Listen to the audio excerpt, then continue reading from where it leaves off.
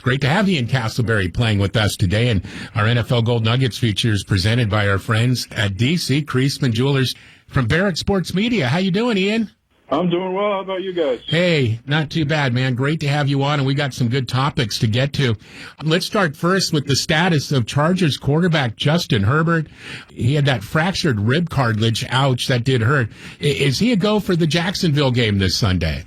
It appears that he is. He did practice yesterday, although he didn't throw. From all reports, he handed off the ball when they were running plays and did a lot of rotational type work. No throwing other than just trying to stay loose. So the fact that he was practicing, my guess is that is encouraging.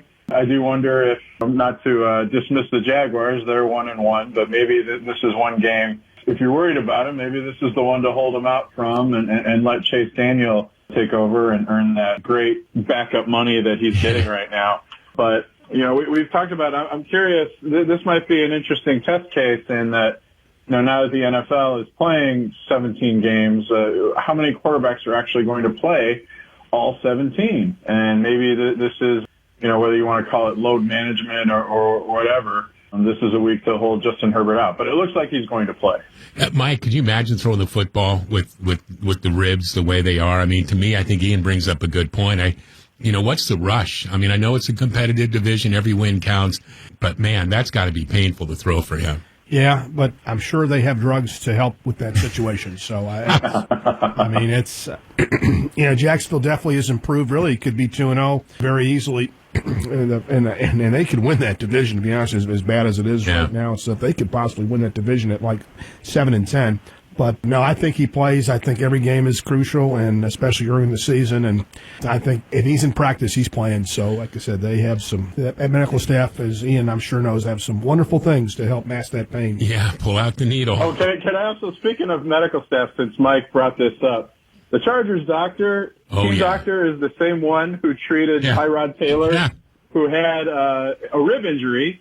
And the team doctor, I guess, in giving him the shot that Mike might be alluding to, punctured Tyrod Taylor's lung. And he is currently being sued for malpractice. So that might not be the guy you want treating. This might be an injury you don't want this particular doctor treating with Justin Herbert. Yeah. You know what? I'll take the resident. I'll take the rookie. I'm more comfortable with that. Boy, that is true, Ian. Thanks for bringing that up. Really hurt Tyrod Taylor's career. I mean, not that he's going to be the Hall of Fame or anything like that, but the Chargers, I think, were planning to use him a lot that year. And so that kind of set the Chargers back a little bit and certainly set Tyrod Taylor back as well. So that those medical folks get paid lots of money, and they'll be able to give a shot properly. Agreed on that for sure. As Ian Castleberry plays with the wise guys, and Ian, why is the NFL not happy with former Bucs coach and current administrator Bruce Arians? Apparently, the NFL prefers the officials who are not players or coaches on the sidelines, or trainers even. Maybe should be a little more seen and not heard. Arians was on the sideline, former Buccaneers coach, of course. Now he's a special assistant to the general manager, Jason Licht, and both Arians and Licht were on the sideline during the Buccaneers game against the Saints last week because reportedly the Saints didn't have or didn't offer any seating in a booth or anything for them. They offered them press box seats. So Arians and Licht had preferred to be on the sidelines. But Arians was a little more active, maybe a little more involved than the NFL would like when there was that scuffle between the Saints players and the Buccaneers. Tom Brady wanted a pass interference call on Marshawn Lattimore and went at the officials to complain about that. Mike Evans came in. There was a big scuffle. That Mike Evans is now being suspended for one game for his role in that fracas. So I think the league thinks maybe that Arians was a little bit more of an instigator than he should have been. He was out there on the sideline, that white stripe, which is supposed to be reserved for players, coaches, and officials. So I think the NFL has sent a letter of warning to the Buccaneers and to Bruce Arians, telling them to simmer down and not do that. Otherwise, there could be some more penalties to come. Wow. You know what I love about this, Mike, is the fact that the Bucs are saying, and by the way, this is a rivalry that's heating up now, is that it's been heated up a long time. The Saints didn't offer them their own seats, and they gave them press box seats. The Saints deny that, so it's a he said, which I love that kind of drama. So wait till the Saints get back to Tampa Bay. this is going to be interesting to watch. That's interesting. And Ian, it's been a little while since I've sat in an NFL press box, but that's usually don't the general manager and his people sit like in the press box? Don't they usually sit? Because the few times I've been to an NFL game, that's where they sat. They kind of sat with the media on one side and didn't sit in the box. But I'm sure for Bruce Arians, a chance to be on the sidelines again, probably. But when you're on the sidelines, you're to be seen, not heard. And who's in the middle of it but our old friend Tom Brady and stuff? Yeah, I loved how Brady, right? He didn't even take. He just let Evans be his dirty man and take the 1-game suspension for him. I love it. Ian, all right. Former Lions wide receiver Kenny Golladay. He's now with the Giants. Well, he's kind of with the Giants. They're really not playing him. He's confused. What's going on there? Yeah, Kenny Golladay only played 2 snaps in the Week 2 game versus the Carolina Panthers, and Golladay thinks he should be playing more. He should be in there more. I'm sure Giants front office and ownership would like him to be in there more because they signed him. He's in the second year of a 4-year, $72 million contract, and he's barely playing. New Giants coach Brian Daboll evidently doesn't like what he sees from Golladay, or at least doesn't think he can be enough of a contributor to be getting the majority of snaps at wide receivers. So Daboll says that Golladay has been fine in practice. He hasn't been disruptive or anything, but Golladay is chirping to the press a little bit, apparently, saying that he should play more. He's certainly not playing up to the standards of his contract. The Giants basically signed him to be a number 1 receiver, $18 million a year, and he's not playing to that standard. I should say that Golladay, as you mentioned, he played for the Lions, and he had some spectacular seasons, 2,000-yard seasons. In 2019, he led the league in receiving touchdowns, making some spectacular diving, leaping catches, making Matt Stafford look good.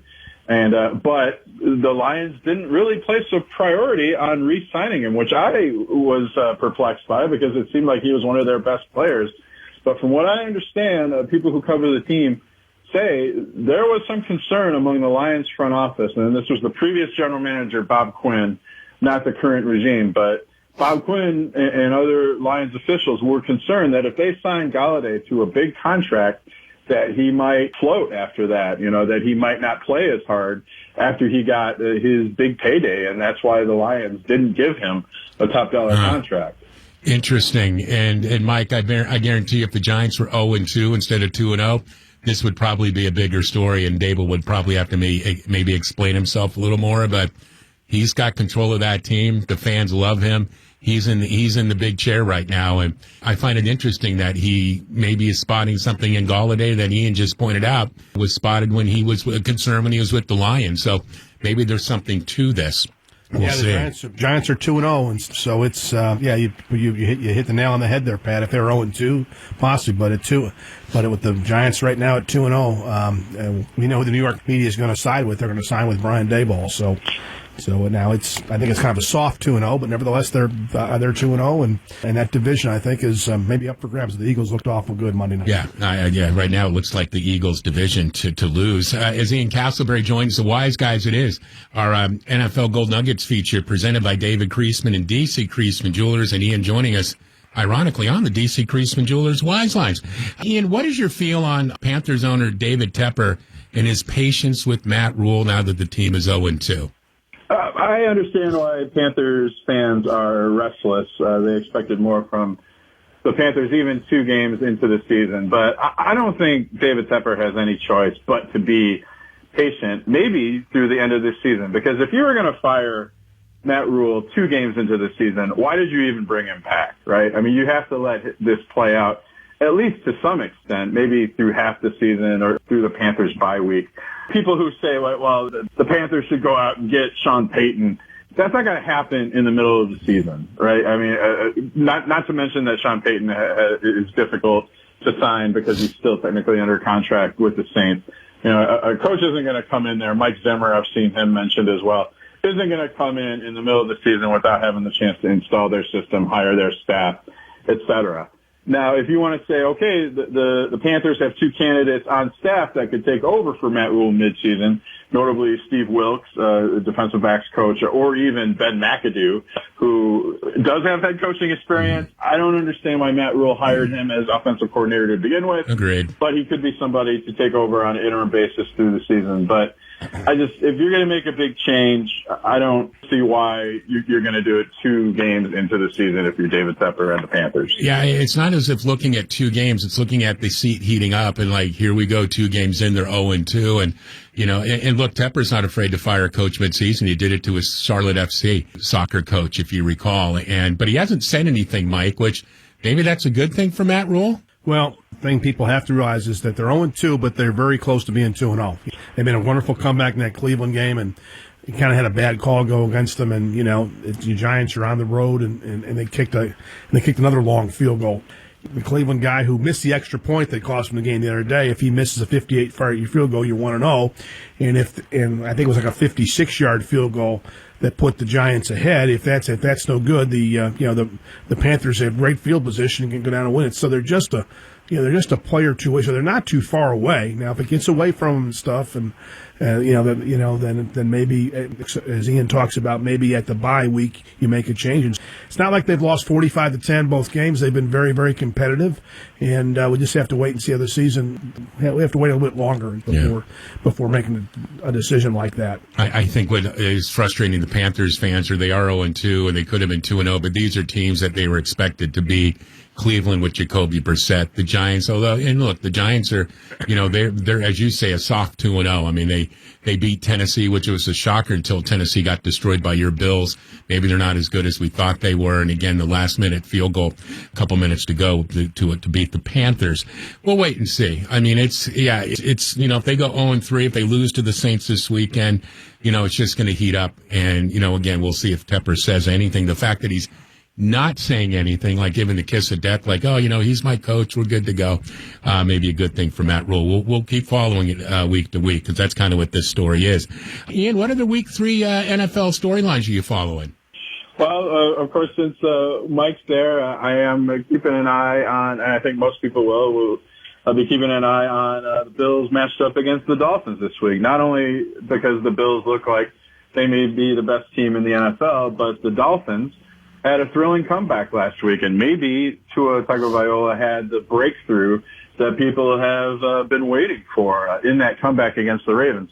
Tua currently leads the NFL in passing yards, and maybe that offense is as explosive as was hoped for when the Dolphins hired Mike McDaniel to be their head coach, trading for Tyreek Hill, adding him to an offense that already had Jalen Waddle and Mike Gesicki. So how are the Dolphins for real? Are they going to be able to compete with the Bills in the AFC East, or will the Bills kind of just, like whack-a-mole, whack them back down like, okay, little brother, all right, that was cute, but all right, we're going to win the AFC East here. Now, what do you say, Bills fan? Well, we'll see what happens. The Bills have a lot of, it was a great win. They played very well after kind of a rough first quarter, but they had a lot of injuries. They had some injuries going into that game along the defensive line, and also they've got some real injuries in the defensive secondary. Tre'Davious White is, of course, out for the first 4 games of the year because of the ACL injury he suffered last week. Dane Jackson, his backup, has that scary neck injury in the game now. It looks like he's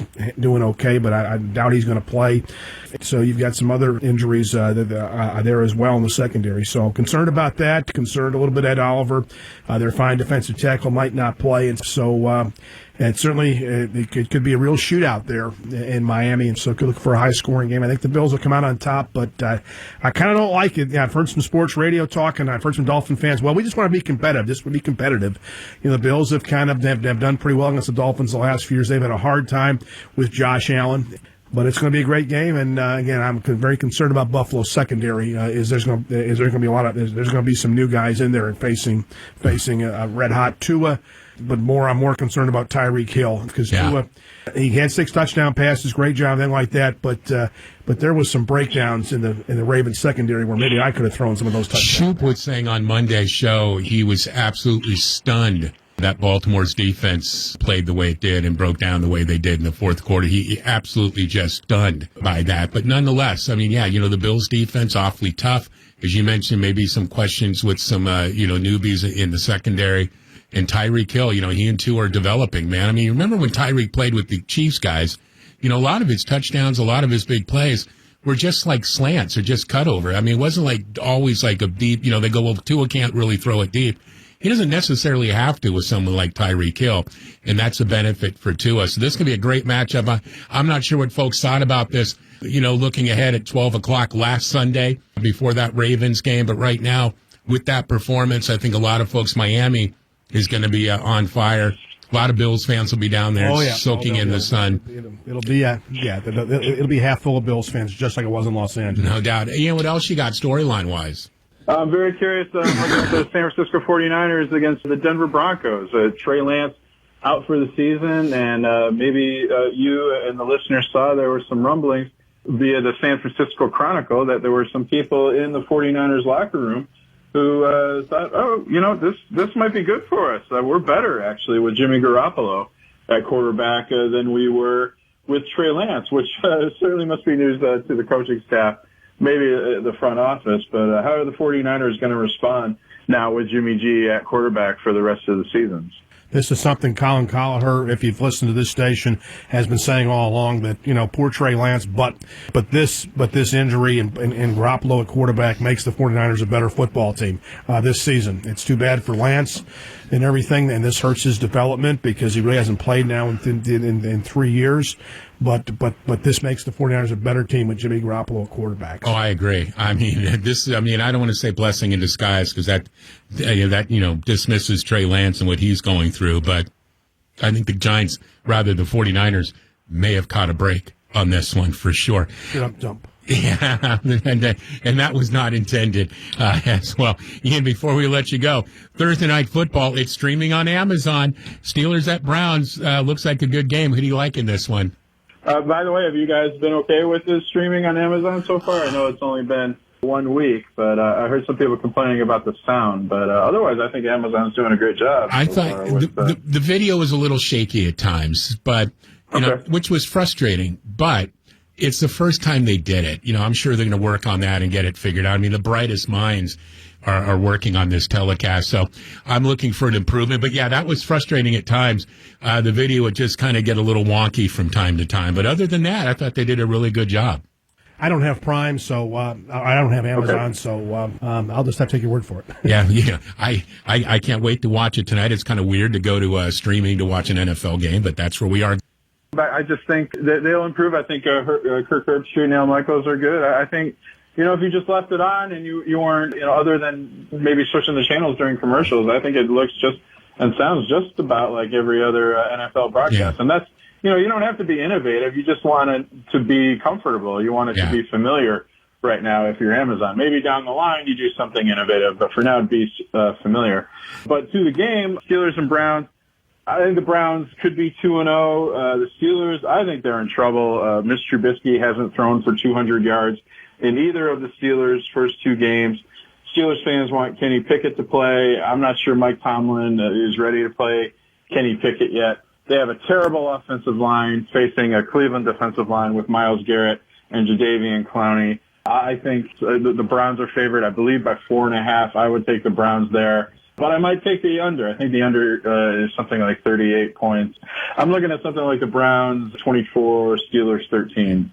All right. We'll see how it plays out, Mikey. That's not a Clowney prediction. Nor a Clowney question, bro. Ian, you're awesome, man. Thank you, as always. Ian Castleberry, Barrett Sports Media on the D.C. Creasman Jewelers Wise Line. Thanks so much, friend. All right. Thanks so much, guys. Great talking to you. You too, as always, Ian. Thanks, man.